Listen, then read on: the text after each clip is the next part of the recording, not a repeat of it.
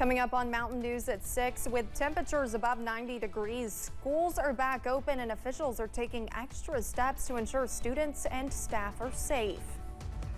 And soon Kentuckians will be able to place bets on sporting events, but more has to be done before you can place your first bet in September. We'll explain. Plus, warm weather continues for Wednesday and beyond. Your full forecast coming up as Mountain News at 6 starts now. Dedicated to Eastern and Southern Kentucky, this is WYMT Mountain News at 6. With temperatures in the mid-90s, schools are keeping an eye out for signs of heat exhaustion. WYMT's RJ Johnson spoke with Roy G. Eversole Elementary School officials about what they are implementing. As temperatures increase, school officials are taking extra precautions to make sure their students are safe. One thing we want to do is always monitor our heat index, and I work with our school nurses to make sure that we're monitoring that. But that's a combination of like the air temperature and then humidity. And when it reaches unsafe levels, we want to change maybe how long we're outside for recess or how long we're exposed to those temperatures. Roy G. Eversole Elementary School Principal Derek Allen says teachers and staff will monitor students at recess. And they typically have, 4 to 6 adults out there with them. And we try to, just make sure that our staff is circulating the playground, keeping an eye on students and monitoring and looking for those signs of possible heat exhaustion. School nurse Brittany Inguajado says they will continue to keep an eye out for students and offer them water and air conditioning.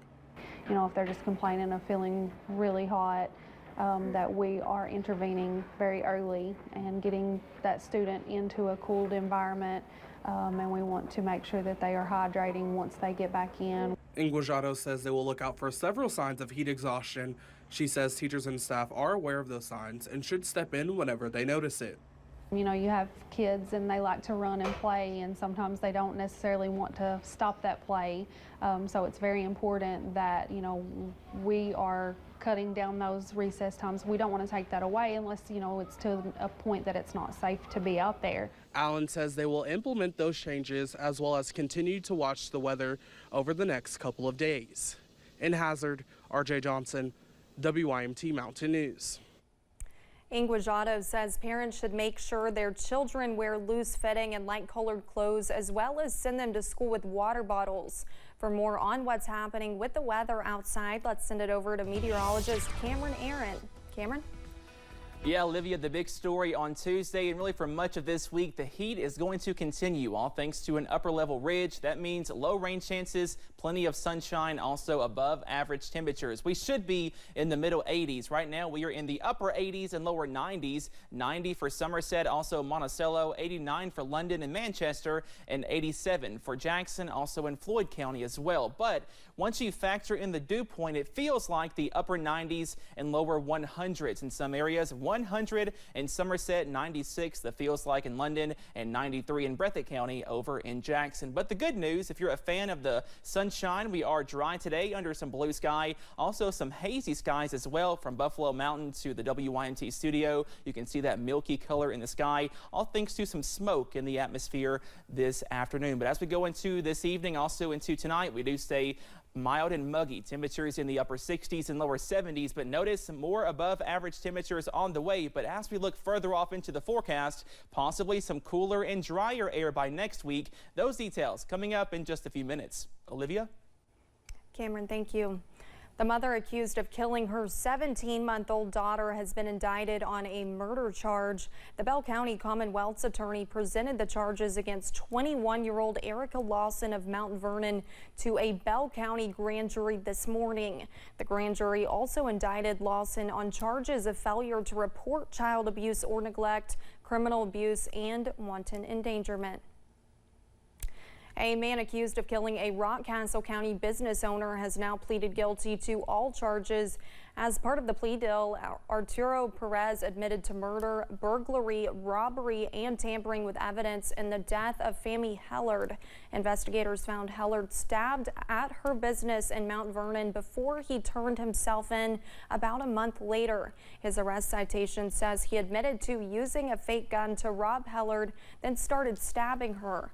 Following his plea, Perez was sentenced to life in prison without the possibility of parole. 3 Southern Kentucky jail inmates were taken to the hospital after they were bitten by a dog. The dog attack happened at the Casey County Animal Shelter, where some jail inmates were involved in a work release. It happened shortly after 7:30 this morning. 4 women were working at the shelter. One of them let the dog out of its kennel and put the leash on it when the dog took off and started attacking. One was able to escape by climbing on top of a pickup truck. I talked to one of the inmates, and she said that she's very familiar with this dog, and it just never did anything like this before. She says it's always been nice. The 3 women who were attacked were taken to the Casey County Hospital, then transferred to UK Medical Center. Police say they had no choice but to put the dog down after the attack because they say the dog also became aggressive towards them. Last weekend, several vehicles were broken into and 4 were stolen from a parking garage on UK's campus. As a result, UK police issued a crime bulletin yesterday evening. UK Chief of Police Joe Monroe says although this is an extreme amount, it is not uncommon for thefts to happen as students move back on campus. Safety, particularly in parking garages, is helping solve these crimes. But the university's recent investment in campus safety, particularly in parking garages like these, is helping. The security cameras captured photos of individuals who Monroe believes broke into the vehicles. 3 of the 4 have been recovered. For students on campus, Monroe advises them to be mindful of what they are leaving in their vehicles. Soon, Kentuckians will be able to place bets on sporting events. The Kentucky Horse Racing Commission authorized licenses for 7 sports wagering service providers and operators this afternoon. Samantha Valentino explains what else has to happen before you can place your first bet in September. In-person sports betting will begin in the Commonwealth on September 7th, just in time for the start of the NFL's regular season. Mobile betting will begin on September 28th. Tuesday, the Kentucky Horse Racing Commission took a major step towards meeting those launch dates. Churchill Downs, Cumberland Run, Ellis Park, Oak Grove, Red Mile, Sandy's, and Turfway Park were all on the receiving end of temporary sports betting licenses from the KHRC. 7 service providers also received temporary licenses. All of the major names that I'm sure people in Kentucky have seen advertising elsewhere around the U.S. that are going to be coming to the state, such as your DraftKings, FanDuel, BetMGMs, those entities. Sports betting analyst Jeff Zakhodny explains these temporary licenses can be converted to annual licenses in the future. There are still some technical steps the KHRC must take before sports betting begins in September. Ensuring that geolocation services are in place and are up to standards to ensure that when people place a bet, they're in the Commonwealth. They must also establish and release a catalog of events and wagers. It's essentially a list of what you can bet on in the state. So there will be, for instance, the NFL in there, and it'll say you can bet on NFL games, the point spreads, the money lines, the total points in a game, that sort of thing. This catalog can be adjusted in the future based on the desires of both bettors and operators in Kentucky. In Frankfort, Samantha Valentino, WKYT. Next Monday, August 28th, Kentuckians can pre-register for an account with those approved mobile applications. They can begin depositing money into those accounts on September 7th. Then online betting will launch on September 28th. Harlan Independent School has some of the lowest property tax rates in the state. While Harlan Independent School is making multi-million-dollar upgrades to some athletic facilities, C.D. Morton says the school board has done great in managing their fiscal year to be able to make these upgrades while still being able to offer low property tax rates without causing increase in pay from the community. Thinking long-term and making some really tough decisions on things at times. But it's allowed us to be in a position to where we can do those kinds of projects without adding an additional burden to the local community. Morton also says as long as the property value stays stable in Harlan, then their tax rates will stay similar to where they are. And if they kept providing a good, strong school system, that in turn will help keep rates low. College admission exams like the SAT and ACT are transitioning to a digital format. The SAT recently shortened their digital test from 3 hours to 2. The College Board, who administers standardized assessments like the SAT, say students should get their scores back within days instead of weeks. As for the ACT, 5,000 test takers in December will try a new digital version of the exam.